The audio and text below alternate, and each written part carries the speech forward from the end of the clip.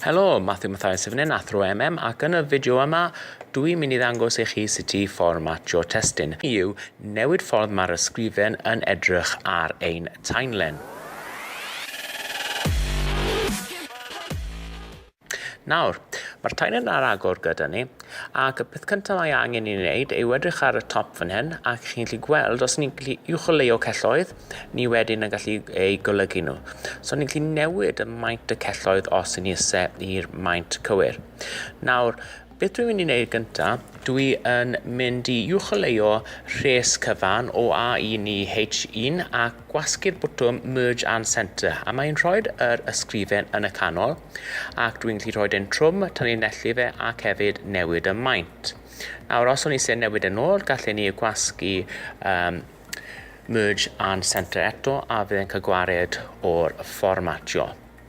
Nawr, mae'n digon hawdd wedyn newid pethau arall ar ein timeline ni.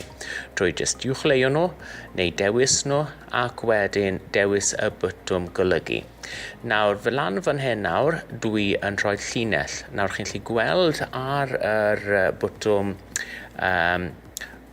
borders, os fi'n gwasgu'r bwtwm borders, dwi yn gallu dewis rhoi border ar top a gwaelod, borders o gwmpas y cell I gyd, neu beth bynnag dwi isau.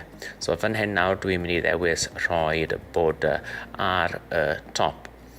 Nawr, mae hwn yn digon hawdd. Okay? Gallwch chi gwneud hwn, ond mae'n bwysig iawn ein bod ni'n gwneud I hela ni defnyddio y timeline yn well. A peidio just gwneud achos I ni'n gallu gwneud Gallwn ni hefyd newid lliw y ffont os nisau, ac dyna ni. Cofiwch tanysgrifio, hoffi a hefyd rhannu'r fideo.